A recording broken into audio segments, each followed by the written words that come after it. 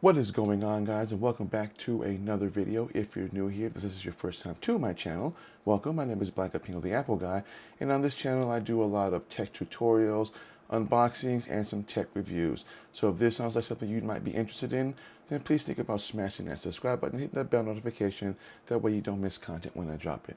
And today I'm going to be doing a review of a camera that I've had for almost a year, and that is my Sony ZV-1. Now, this is my actual first Sony camera that I've ever owned, excluding the actual Sony camera that I bought years ago. That was just actually my first camera aside from a GoPro that I bought. Now, the reason why I bought the Sony ZV-1 was because Sony had dubbed this as the content creator camera. Now, at the time, I had Panasonic cameras, but I was really looking to kind of switch to a different brand. I really wasn't sure if I wanted to go with the Canon or the Sony brand, and I did some comparisons back and forth and noticed that, as well as me looking for a different camera, that a lot of content creators were using Sony cameras. Obviously, they were using the full frame versions, which is a lot more expensive than what I'm willing to spend for right now. So I found this that they just released back last year. I think it was around in October or November, I believe is what it was.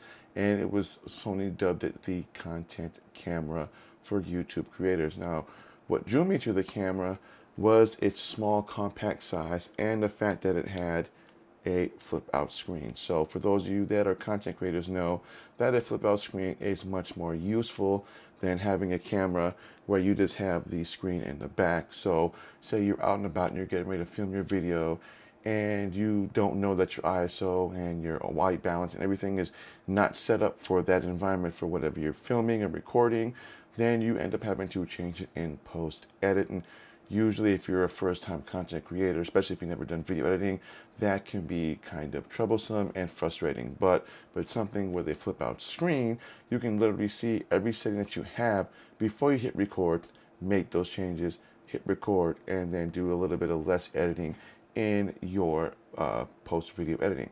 And that was one of the things that I wanted on a camera, was the ability to have a flip out screen. Now, it's not full touch like my Panasonic lineup was, but again, it has a flip out. It does have touch tracking, which is still really good for what it does. It does also articulate, so you can back and forth when you need to get some low video shots or anything like that. You can stream it down, you can low, and then you can see what it's looking at, and that's very useful. Another thing I loved about it was the fact that it just simple controls. So as you can see, let me remove the wind scribe. So this comes with what I guess you can call it a dead cat. I call it a wind scribe or whatever you want to call it. This comes with the ZV-1 because on the top there, as you can see, that is your speakers. So that's where all your audio, when you're doing your video recording, all of that audio is coming through that. Well, if you're in a very kind of noisy or semi-windy place, that tends to pick up a lot of background noise. So they do include this to kind of muffle out the sound, but I would recommend getting a shotgun mic or even a wireless Go mic or a lavalier and plugging it in. And I'm going to show you kind of where that goes on this camera. So as you can see, the controls are really simple. That there is your record button. They want you to know that that's a record button because this is, you know, more of a video camera than it is a photo camera. So that's going to be your record. That there is your photo button. Then the little thing that switches up and down that I'm pushing on, that is your zoom in, zoom out. Then you have your on and off, and then you have right there, that is your mode button. That's what you're going to use to select the different modes, from like manual or shutter aperture or you know, whatever mode you want to shoot, time lapse and all that. That's the mode you hit. And then right here, that button there, that's your customizable button. That's one of 3 customizable buttons that you can change to do whatever you want for that button. And it also has what's known as a product showcase, which allows you to, say you're doing a lot of video reviews of a product. What you do is you enable this and it focuses on the product and you're kind of like in the background. And once you're done, you simply just tap on the button again and it removes that. That's actually a really cool feature. I've done it a few times. I haven't really done it recently, but it is a cool option that lets you do that. I wish more cameras will let you do that because it just shows more attention to the product as opposed to just you overall. So that's really cool, that I love about it. And it does have your simple quarter thread right there. So you can simply just attach this to any type tripod or any Joby or any Manfrotto. And obviously the batteries and everything's going to be on the bottom. It takes a different type of a battery than your typical full frame or other APS-C cameras, which take a little bit slightly bigger battery. This takes a NPBX1, so I believe that this is the same battery that they use in the RX1000, I believe, and pretty much most of the other kind of point and shoot cameras, I believe they all use the same type of battery. And on the side here, if you're going to have 3 different types of plugins. So the top one, this right here, that is your 3.5 millimeter plug-in. That's what you're going to use to plug in a shotgun mic or a wireless Go mic or a lavalier mic. I would recommend using a lavalier mic or a wireless Rode mic, because a shotgun mic on this would make it really big and you might be able to see it in the shot when you're doing your video. So I'd recommend something pretty inexpensive, something that gives you enough cord that where you can just simply just wire it up like I have for my Rode Wireless Go and do that. But audio quality is not too bad on this, and I'll show you a video sampling of that after this. So this is I believe the multi. So that there is your multi plug-in. That's what you can use to plug into, say, your USB port on your computer or desktop, and you can just directly pull all the videos and photos out of this direct connect. And then the last one, which I love, which I think is very useful, is your mini HDMI to HDMI. Now, you can use this as a simple webcam, especially if you are into Twitch streaming. You can buy what's known as an Elgato Cam Link, and you can use a mini HDMI to HDMI into the Cam Link, plug it into your PC, and you can use it as a regular webcam. I've done it a number of times when I'm doing product reviews. I actually did it on my last GoPro video. I talked about my GoPro video. I was using the Elgato webcam with that, and when I Twitch stream, I actually use this for that. So it's a really helpful thing to use when you're looking to want to stream, whether it's YouTube Live or Facebook Live or Twitch Stream Live or any Zoom calls. It's very handy.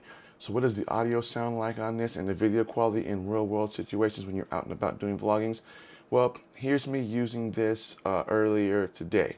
So I'm gonna roll into that footage now. So now I am shooting on my ZV-1 outside.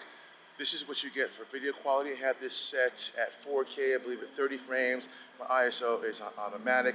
I believe the mode I have is shutter priority because I think that it's the best for me when it comes to doing video. I also have paired with the Sony ZV remote, which I bought with this.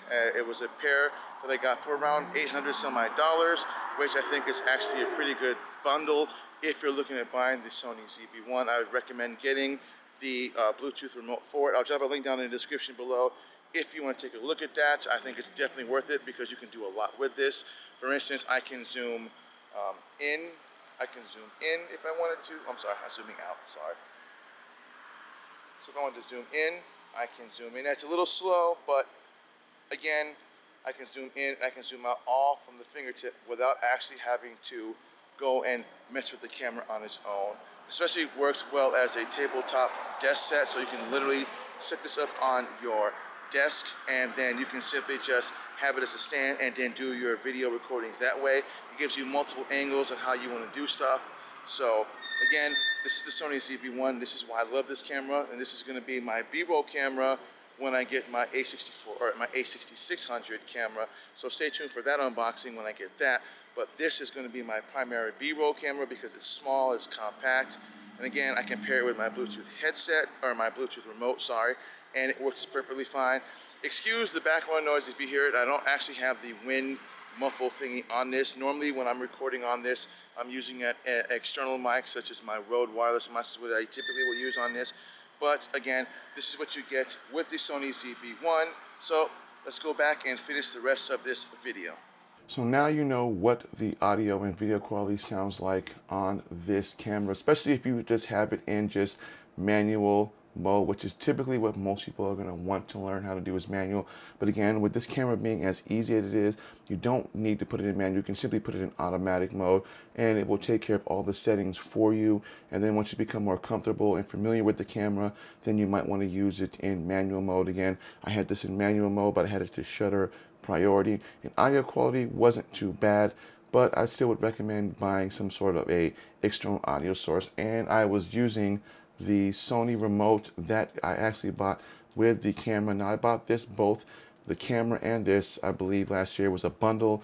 I think I paid around $750 or $800 for both, which right now Sony is still running a sort of, I guess, promo on these. But anyways, I will have a link in the description for this below if you want to take a look at this and how you want to pair this with the Sony ZV-1 if you are interested in looking at that. But again, so that's pretty much everything that I have for this camera. Again, this camera is an amazing camera. I've had this for almost a year. It's primarily my B-roll camera now, but occasionally I will make some videos on this, especially if I don't want to take my Sony a6400 with me.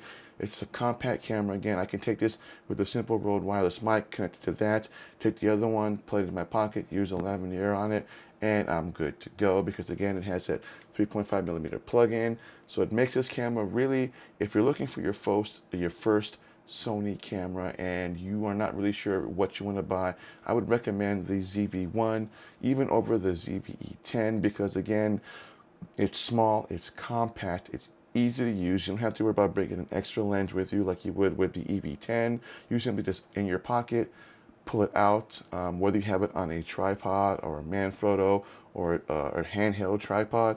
It does have optical steady shots, so that does allow you to kind of get rid of all the jitters and the shakes in your videos when you're recording. But I would recommend this to anybody who's looking to up their game in their content and you want to upgrade from, say, your cell phone or from whatever camera you have to something small and compact, or you're looking to add it to your camera collection for walking around and you want to take something small and compact. I would recommend the Sony ZV-1 as a great camera for that. So that's everything that I have for my review of the Sony ZV-1. Again, would I recommend this to someone who's looking to start their first YouTube channel, looking to buy the first Sony camera? Yes. If I would recommend this to anybody who's looking to carry around something small, compact, but still gives you that 4K capability with the ability to have a flip out screen, I would recommend this to anybody. So I want to thank everybody for watching this video. And again, if you're new here, don't forget to smash that subscribe button, hit that bell notification, that way you don't miss content when I drop it. And again, my name is Black Pino, the Apple Guy, and I will see you guys in the next video. Stay safe, take care.